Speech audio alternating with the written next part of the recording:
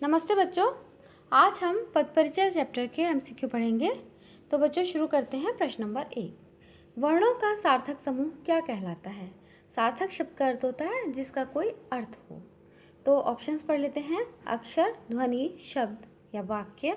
तो बच्चों right option हो जाएगा हमारा ऑप्शन नंबर 3, शब्द। नेक्स्ट क्वेश्चन है, वाक्य में प्रयुक्त होने के पश्चात व्याकरण के नियमों में बंध जाने पर शब्द क्या कहलाता है? जब भी कोई शब्द किसी वाक्य में लिखा जाता है तो वह व्याकरण के नियमों से बंध जाता है, फिर उसको एक अलग नाम से हम बुलाते हैं और उस नाम को हमें यहाँ पर पहचानना है। तो ऑप्शन देख लेते हैं, अक्षर, शब्द, पद या वर्ण।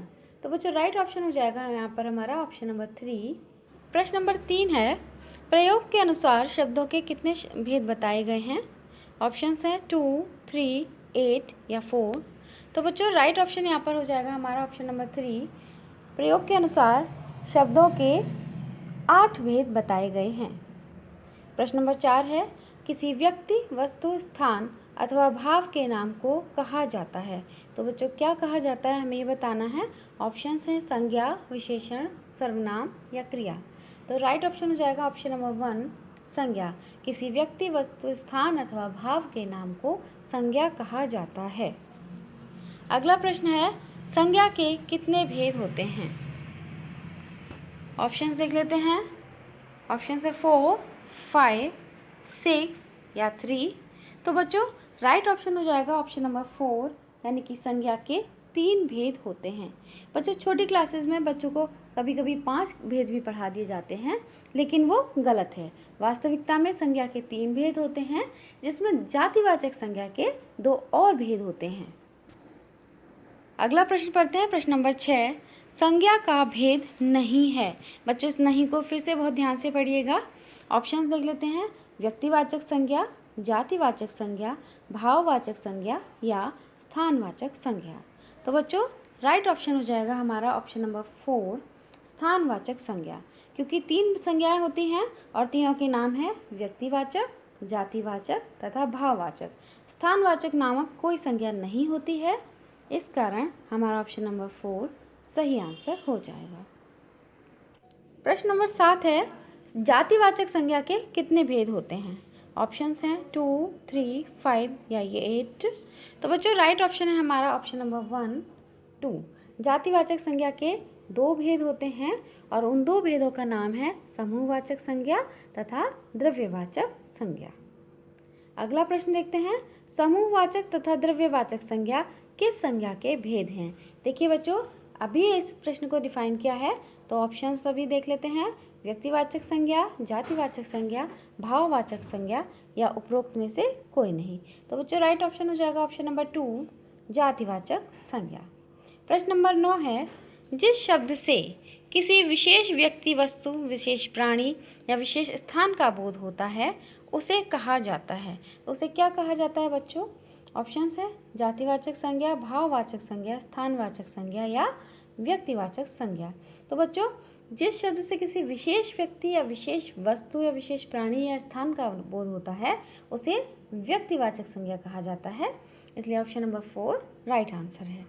प्रश्न नंबर 10, जो शब्द किसी व्यक्ति, वस्तु अथवा स्थान की संपूर्ण जाति का बोध कराते हैं उन्हें किस नाम से जाना जाता है?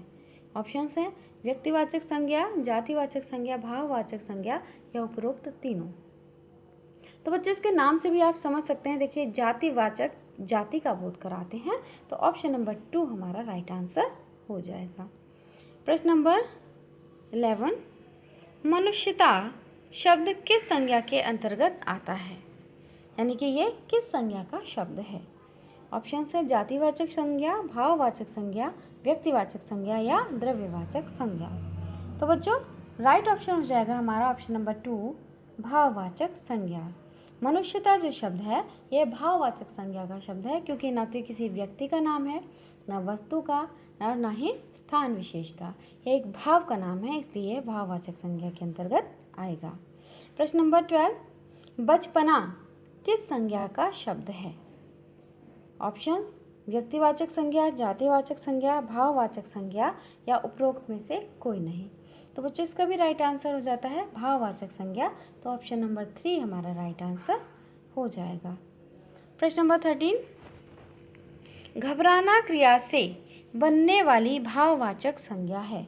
घबराना जो एक क्रिया है, इससे यदि भाववाचक संज्ञा बनाई जाए तो उसका क्या शब्द होगा? ऑप्शन देख लेते हैं। घबराया, घबराता, घबराहट या घबरावट। तो बच्चों राइट ऑप्शन है हमारा ऑप्शन नंबर 3 घबराहट। घबराना क्रिया से भाववाचक संज्ञा जो बनती है वह है घबराहट। प्रश्न नंबर 14, संज्ञा पद का परिचय देते समय बताया जाता है। तो बच्चों जब हम संज्ञा पद का परिचय बताते हैं पद परिचय में, तो उसमें हमें क्या क्या बताना चाहिए, क्या क्या बताया जाता है? ऑप्शंस देख लेते हैं। भेद, काल तथा कर्ता से संबंध, भेद, लिंग, वचन, कारक तथा अन्य पदों से संबंध, भेद, लिंग, पुरुष, वचन, कारक तथा अन्य पदों से संबंध, भेद, अव्यय, क्रिया से संबंध। तो बच्चों राइट ऑप्शन है हमारा ऑप्शन नंबर 2। जब भी हम संज्ञा का परिचय देंगे, जब भी वो शब्द वह पद संज्ञा होगा, तो सबसे पहले हमें उसका भेद बताना है, फिर लिंग, उसके बाद वचन, कारक तथा वाक्य में आए हुए अन्य पदों से उस पद का संबंध हमें बताना है। तो बच्चों प्रश्न नंबर 15 पढ़ते हैं। राहुल 10वीं कक्षा में पढ़ता है। राहुल का सही पद परिचय है। इसमें जो राहुल पद दिया हुआ है, इसका सही पद परिचय हमें बताना है। ऑप्शंस देख लेते हैं। जातिवाचक संज्ञा, स्त्रीलिंग, कर्म कारक, पढ़ता है क्रिया का कर्ता। दूसरा ऑप्शन है भाववाचक संज्ञा, एक वचन, कर्ता कारक, पढ़ता है क्रिया का कर्ता। तीसरा है व्यक्तिवाचक संज्ञा, पुल्लिंग, एक वचन, कर्ता कारक, पढ़ता है क्रिया का कर्ता। या ऑप्शन नंबर 4 व्यक्तिवाचक संज्ञा, पुल्लिंग, कर्म कारक, पढ़ता है क्रिया का कर्ता। तो बच्चों जब भी किसी विशेष व्यक्ति का नाम होता है, वहाँ पर व्यक्तिवाचक संज्ञा होती है। तो ऑप्शन नंबर 1 और 2 तो संभव ही नहीं है। अब देखते हैं ऑप्शन नंबर 3 और 4। तो ऑप्शन नंबर 3 है व्यक्तिवाचक संज्ञा, पुल्लिंग।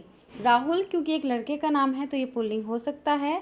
एक वचन, राहुल एक ही है इसलिए एक वचन भी हो सकता है। कर्ता कारक क्योंकि यहाँ पर पढ़ने की क्रिया राहुल के द्वारा की जा रही है इसलिए राहुल कर्ता कारक भी है और पढ़ता है क्रिया का कर्ता भी है। तो ऑप्शन नंबर 3 हमारा राइट आंसर हो जाएगा। जबकि ऑप्शन नंबर 4 में दिया हुआ है कर्म कारक, तो यहाँ पर राहुल कर्म नहीं है इसलिए ऑप्शन नंबर 4 हमारा आंसर नहीं हो सकता है। अब पढ़ते हैं प्रश्न नंबर 16। रोहित शहर में रहता है।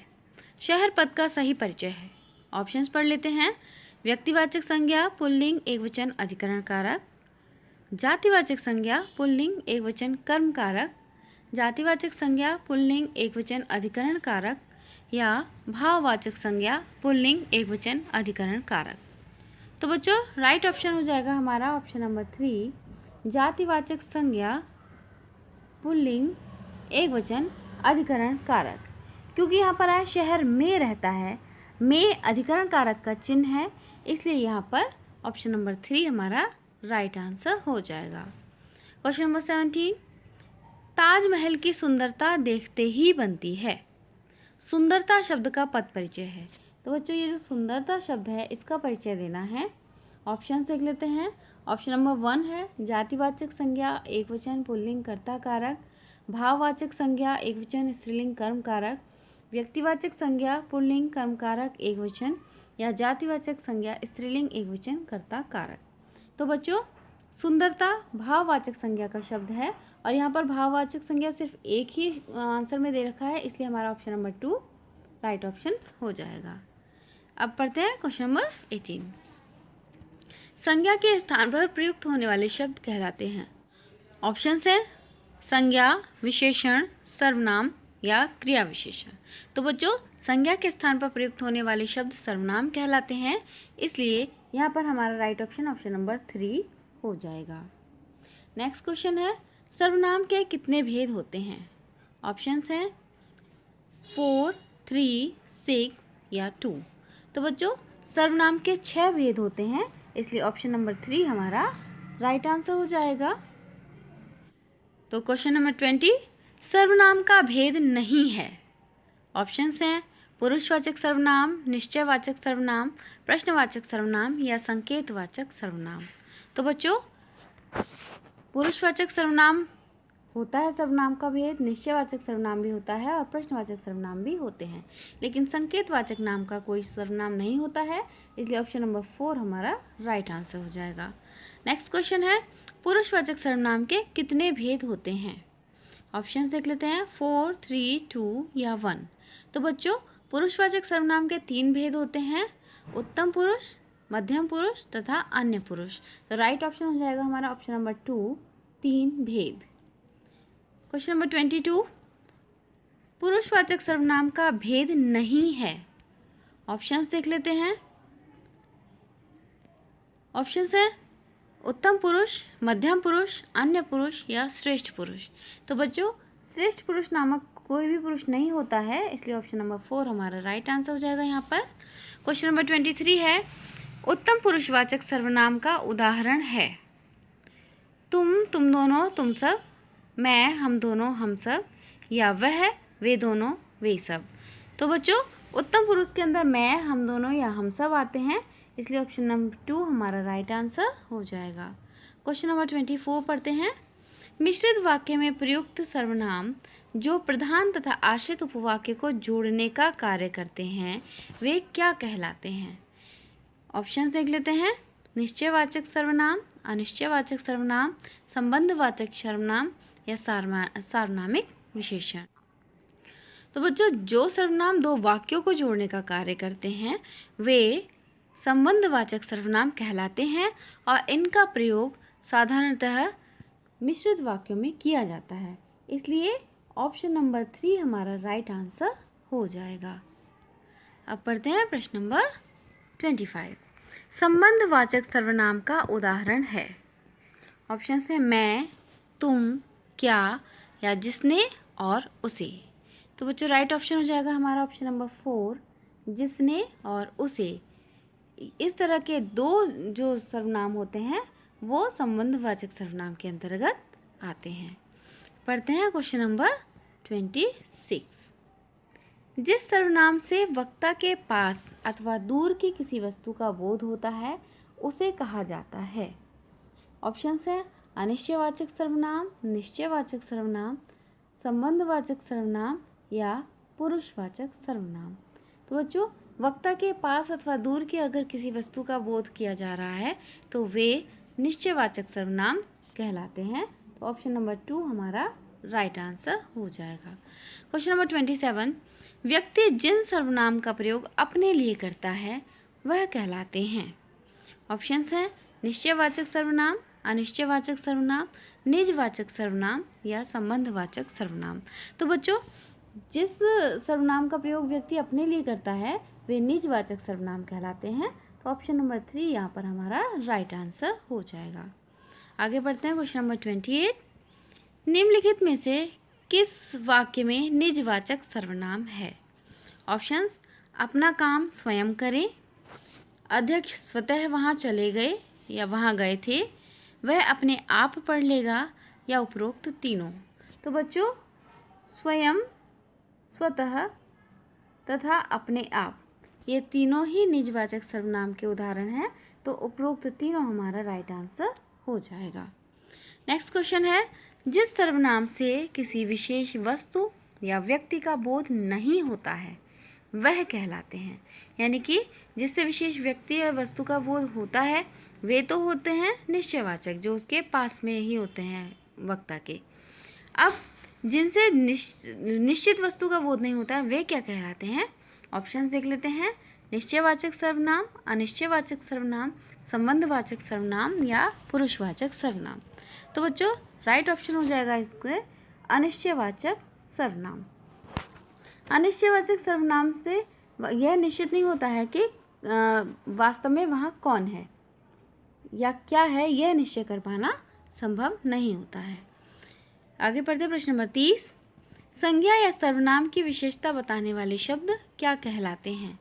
ऑप्शंस हैं सर्वनाम, विशेषण, क्रिया विशेषण या प्रविशेषण। तो बच्चों, जो शब्द संज्ञा या सर्वनाम की विशेषता बताते हैं उन्हें विशेषण कहा जाता है, इसलिए ऑप्शन नंबर 2 हमारा राइट आंसर हो जाएगा। आगे है क्वेश्चन नंबर 31। जिन शब्दों की विशेषता बताई जाती है उन्हें कहा जाता है, तो क्या कहा जाता है बच्चों? ऑप्शन देख लेते हैं, विशेष्य, विशेषण, क्रिया या कारक। तो राइट ऑप्शन हो जाएगा ऑप्शन नंबर 1। जिन शब्दों की विशेषता बताई जाती है उन्हें विशेष्य कहा जाता है। क्वेश्चन नंबर 32 है, विशेषण का लिंग, वचन और कारक किसका अनुसरण करता है? ये बहुत इंपॉर्टेंट क्वेश्चन है बच्चों, क्योंकि यदि आपके पास विशेषण का पद परिचय के लिए आता है विशेषण पद, तो आप उसका लिंग और वचन तथा कारक बहुत आसानी से इसको समझकर लिख सकते हैं। ऑप्शंस देख लेते हैं, विशेष्य, क्रिया, वाच्य या वाक्य। तो बच्चों विशेषण का लिंग तथा वचन और कारक हमेशा विशेष्य के अनुसार होते हैं, यानी कि जिसकी विशेषता उस विशेषण से बताई जा रही है उसी के लिंग, वचन और कारक का अनुसरण करता है। अगला क्वेश्चन है, विशेषण के कितने भेद होते हैं? ऑप्शन है 6, 8, 3 या 4। तो राइट ऑप्शन है बच्चों ऑप्शन नंबर 4, विशेषण के 4 भेद होते हैं। क्वेश्चन नंबर 34 है, जो शब्द संज्ञा या सर्वनाम के गुण स्पष्ट करते हैं उन्हें कहा जाता है। ऑप्शंस हैं, संख्यावाचक विशेषण, सार्वनामिक विशेषण, गुणवाचक विशेषण या परिमाणवाचक विशेषण। तो बच्चों क्वेश्चन से आप बहुत अच्छे से समझ सकते हैं, गुण स्पष्ट करने वाले विशेषण को गुणवाचक विशेषण कहा जाता है। तो ऑप्शन नंबर 3 हमारा राइट आंसर हो जाएगा। आगे क्वेश्चन नंबर 34, संज्ञा एवं सर्वनाम की संख्यात्मक विशेषता स्पष्ट करने वाले शब्द कहलाते हैं। संख्यात्मक विशेषता यानी कि वो गिनती में कितने हैं, ऐसे शब्द क्या कहलाते हैं? ऑप्शंस देख लेते हैं बच्चों, संख्यावाचक विशेषण, गुणवाचक विशेषण, परिमाणवाचक विशेषण या सार्वनामिक विशेषण। तो बच्चों राइट ऑप्शन हो जाएगा हमारा ऑप्शन नंबर 1, संख्यावाचक विशेषण। जो संज्ञा या सर्वनाम की संख्या के विषय में बताते हैं वे संख्यावाचक विशेषण कहलाते हैं। आगे पढ़ते हैं प्रश्न नंबर 36। सर्वनाम शब्द के बाद यदि कोई संज्ञा शब्द आता है तो उस सर्वनाम शब्द को बोला जाता है। बच्चों हम पढ़ चुके हैं, यह है, वह है, मेरा, ये सर्वनाम शब्द हैं। यदि सर्वनाम के बाद कोई संज्ञा शब्द आ जाता है तो वह क्या कहलाते हैं? ऑप्शन, गुणवाचक विशेषण, सार्वनामिक विशेषण, परिमाणवाचक विशेषण या संख्यावाचक विशेषण। तो राइट ऑप्शन हो जाएगा हमारा ऑप्शन नंबर 2, सार्वनामिक विशेषण। नेक्स्ट क्वेश्चन देखते हैं, क्वेश्चन नंबर 37। विशेषण की कितनी अवस्थाएं होती हैं? ऑप्शन देख लेते हैं, 2, 7, 4 या 3। तो बच्चों राइट ऑप्शन है ऑप्शन नंबर 4, 3। विशेषण की 3 अवस्थाएं होती हैं, साधारण अवस्था, उत्तम अवस्था तथा उत्तर अवस्था।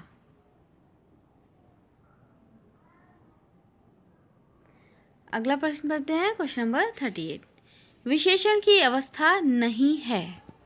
तो बच्चों अभी मैंने आपको 3 अवस्थाएं बताई थी, अब हमें देखना है कि इनमें से विशेषण की कौन सी अवस्था नहीं है। ऑप्शंस हैं, मूल अवस्था, उत्तर अवस्था, उत्तम अवस्था या अच्छी अवस्था। तो राइट ऑप्शन है हमारा ऑप्शन नंबर 4, अच्छी अवस्था। इस अवस्था नाम की कोई अवस्था नहीं होती है विशेषण में, साधारण अवस्था को ही मूल अवस्था बोला जाता है। आगे पढ़ते हैं क्वेश्चन नंबर 39। विशेषण शब्दों की भी विशेषता बताने वाले शब्द क्या कहलाते हैं? कभी कभी बच्चों हम विशेषण की भी विशेषता बताते हैं, जैसे राम होशियार लड़का है। अगर इस सेंटेंस को बोला जाए राम बहुत होशियार लड़का है, तो जो बहुत पद है ये इसको हम क्या बोलेंगे? ऑप्शंस देख लेते हैं, श्रेष्ठ विशेषण, विशेष्य, प्रविशेषण या उपरोक्त में से कोई नहीं। तो बच्चों राइट ऑप्शन हो जाएगा हमारा ऑप्शन नंबर 3, प्रविशेषण। जो शब्द विशेषण की भी विशेषता बताते हैं वे प्रविशेषण कहलाते हैं। आगे पढ़ते हैं क्वेश्चन नंबर 40। राणा प्रताप साहसी राजा थे, साहसी पद का सही परिचय है। ऑप्शन देख लेते हैं, परिमाणवाचक विशेषण, एकवचन, पुल्लिंग, कर्ता कारक तथा राणा प्रताप विशेष्य। ऑप्शन नंबर 2 है सर्वनामिक विशेषण, एकवचन, पुल्लिंग, कर्ता कारक, राणा प्रताप विशेष्य। नंबर 3 है संख्यावाचक विशेषण, एकवचन, पुल्लिंग, कर्ता कारक राणा प्रताप विशेष्य। ऑप्शन नंबर 4 है गुणवाचक विशेषण पुल्लिंग एकवचन कर्ता कारक तथा राणा प्रताप विशेष्य। तो बच्चों क्वेश्चन नंबर 40 का राइट ऑप्शन हो जाएगा हमारा ऑप्शन नंबर 1 गुणवाचक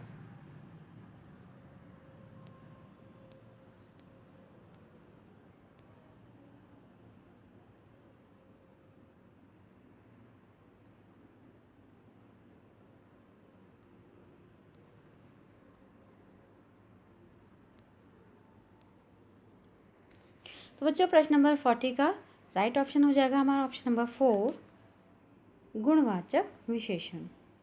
क्योंकि साहसी जो है वो एक गुण है, तो साहसी पद का परिचय होगा गुणवाचक विशेषण पुल्लिंग एकवचन कर्ता कारक तथा राणा प्रताप विशेष्य।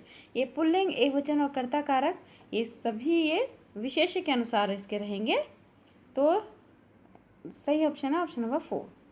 अब पढ़ते हैं क्वेश्चन नंबर 41। मेज पर 2 किताबें रखी हैं, 2 पद का सही परिचय है। ऑप्शन देख लेते हैं।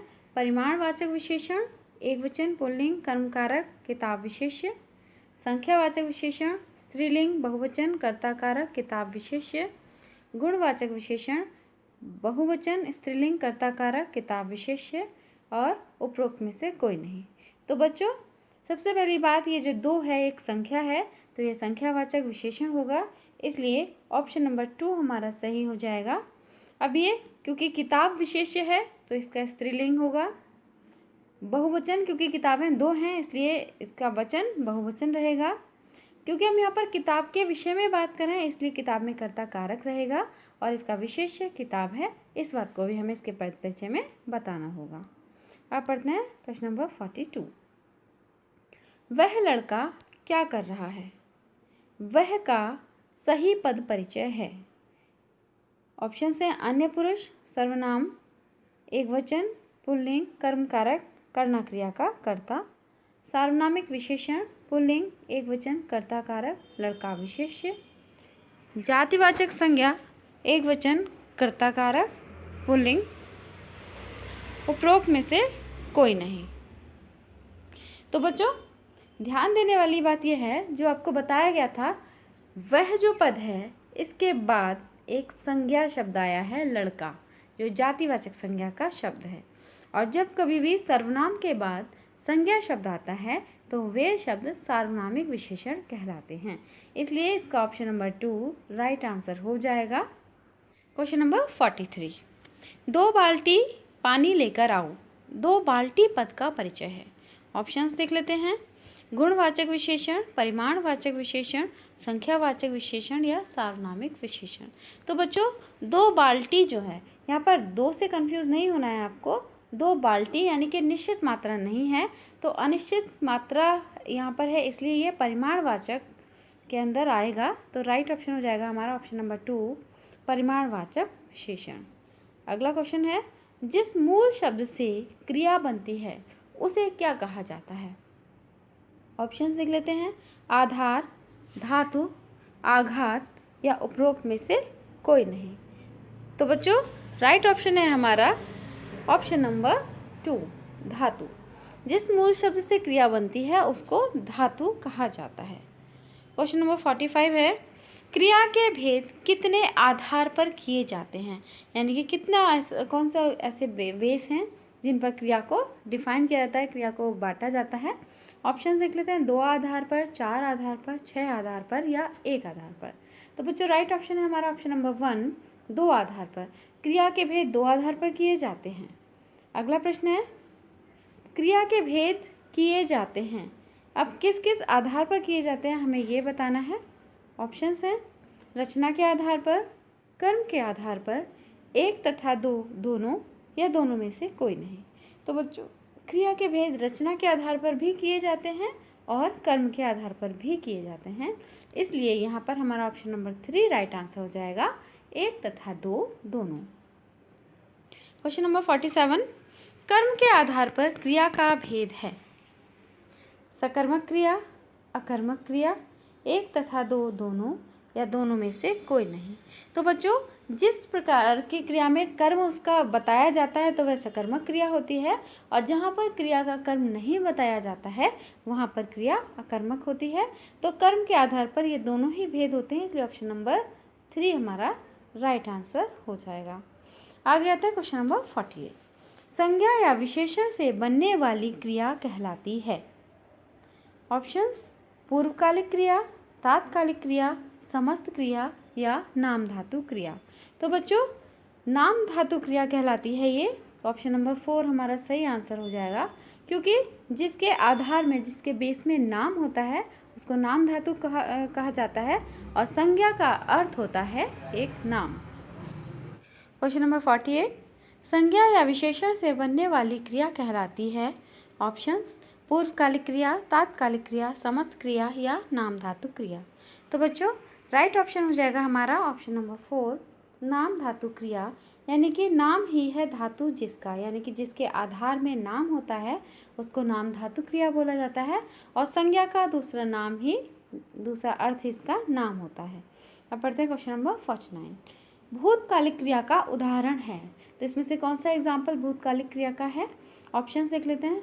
राम पढ़ते ही सो गया, महेश ने गाना गाकर खाना खाया, सोहन को पढ़ना लिखना पसंद है, या उपरोक्त तीनों। तो बच्चों, राइट ऑप्शन है हमारा ऑप्शन नंबर 2, महेश ने गाना गाकर खाना खाया। भूतकालिक क्रिया में आफ्टर देन वाली फीलिंग आती है, यानी कि एक काम पूरा होने के बाद दूसरा काम शुरू होता है। तो महेश ने गाना गाकर खाना खाया, यहाँ पर भूतकालिक क्रिया है। आगे पढ़ते हैं प्रश्न नंबर 50। सकर्मक क्रिया का उदाहरण है। महेश चित्र बना रहा है, मीरा गा रही है, सोहन पढ़ रहा है, या बच्चा रो रहा है।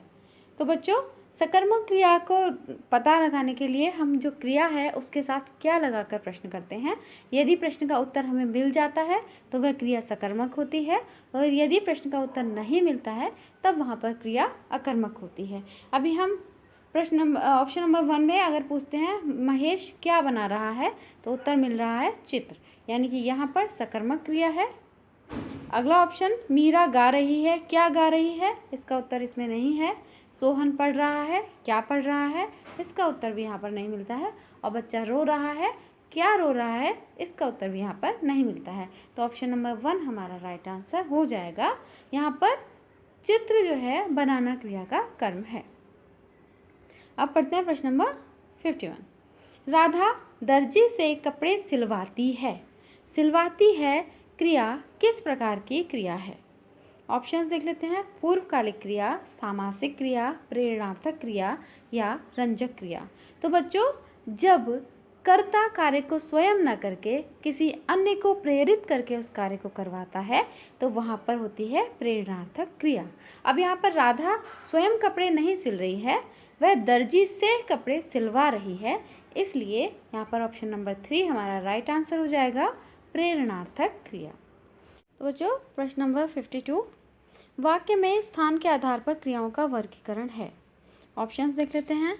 मुख्य क्रिया तथा सरल क्रिया, संयुक्त क्रिया तथा सामासिक क्रिया, समापिका तथा असमापिका क्रिया, नाम धातु तथा अनुकरणात्मक क्रिया।